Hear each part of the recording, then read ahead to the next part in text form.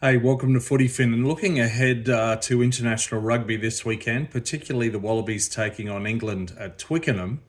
Um, I want to discuss a few points here, which to me are just mind-boggling in many ways. But let me start with this. I've thought this before. Maybe I haven't said it on this channel, but rugby administrators. They're a special type of individual. Rugby administrators.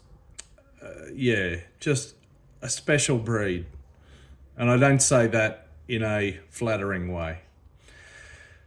Yeah, let me elaborate on that. So this weekend, this coming Saturday, the 1st of November, and Sunday the 2nd. In terms of international rugby, we've got South Australia playing Japan. We've got England taking on the Wallabies. Scotland playing the USA, Ireland playing New Zealand in Chicago. So 4 tests. In addition, the New Zealand 15, kind of their second team, are playing the Barbarians. And Argentina, Los Pumas, are taking on Munster. Indeed, on the World Rugby website, the England v Australia, Scotland v USA, Ireland v New Zealand is called the Autumn Nation Series on the World Rugby website. But, believe it or not, this weekend is not considered to sit within World Rugby's international window, their so-called Regulation 9 international window. However, the tests happening this weekend, which are called the Autumn Nation Series, 3 of which are, and which are not in the international window, do count for World Rugby World Rankings points. Go figure. Right? So 4 tests, 2 other internationals involving the Barbarians and New Zealand 15 and Argentina. And the internationals count for World Rugby Rankings points. 3 of those tests are considered to be in the Autumn Nation Series as per the World Rugby website, but they're not in World Rugby's international test window. I'll repeat my earlier phrase. It takes a special breed of individual to be a rugby administrator. Indeed, when Southern Hemisphere teams, particularly New Zealand and Australia, but I believe also others like South Africa and Argentina, tour the Northern Hemisphere at this time of year, there's always 4 tests involved. Yet World Rugby's international window only encompasses 3 weekends. What's the upshot of all of this bemusing all of these bemusing factors? Well, any players who would otherwise be playing tests for Australia, South Africa, Argentina, the USA, etc., who would be selected, but any of those who happen to play in the English Premiership or in the French Top 14, possibly even in the URC or Japan, they cannot play tests this weekend. However, in another beguiling twist, English players playing for English Premiership clubs can play for England this weekend.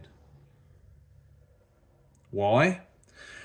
This is due to this obscure, nefarious document called the Professional Game Agreement between the English Rugby Football Union and its English Premiership rugby clubs.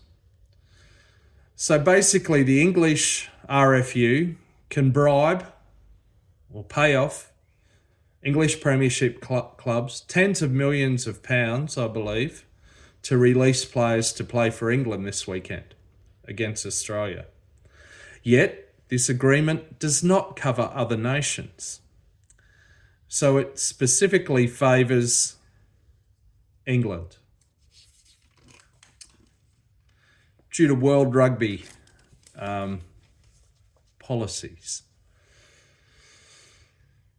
So the upshot of this is that Australia will be missing at least 4 top-line players when they take on England this weekend. Even though World Rugby ranking points are up for grabs, Australia and perhaps other national teams like South Africa will field an understrength team. So Australia will be missing Len Ikitau, who's just won the John Eales Medal for the Australian Player of the Year. They'll be missing Tom Hooper, who won the Man of the Match in the Wallabies' stunning win over the British and Irish Lions in Sydney. Both of those men have recently joined English club Exeter. They'll be missing James O'Connor, who's recently joined Leicester. He would probably make it onto the bench at least. They'll also be missing Will Skelton, who plays in France.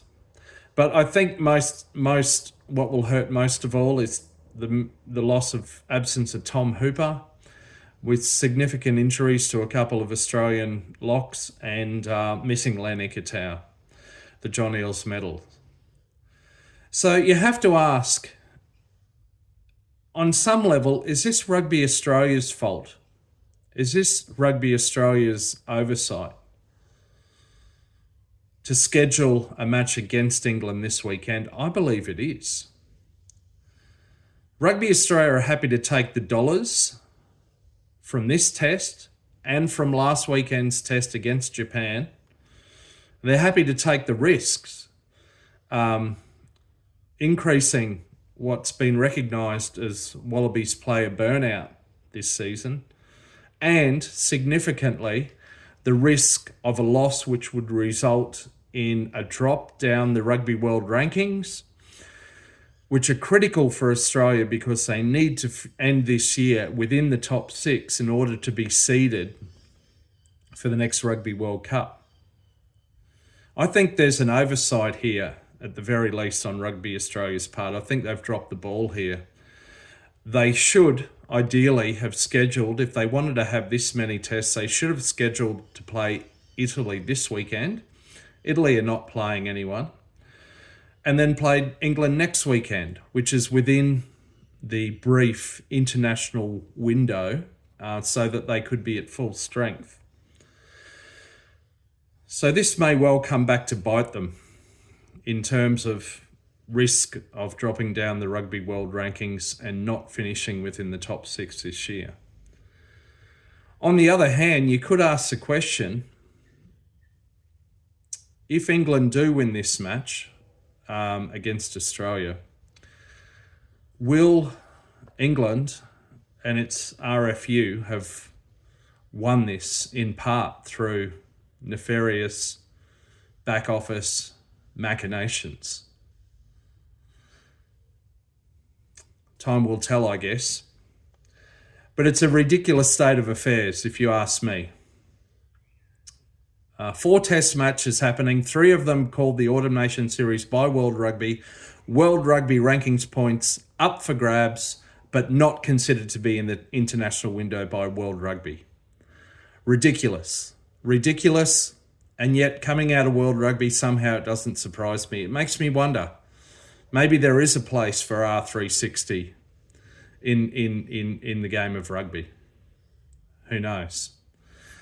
It takes a special type of individual to be a rugby administrator. All right, I'm going to go stick my head in a rolling ball. I'll catch you on the next one after the Wallabies team's been announced. See ya.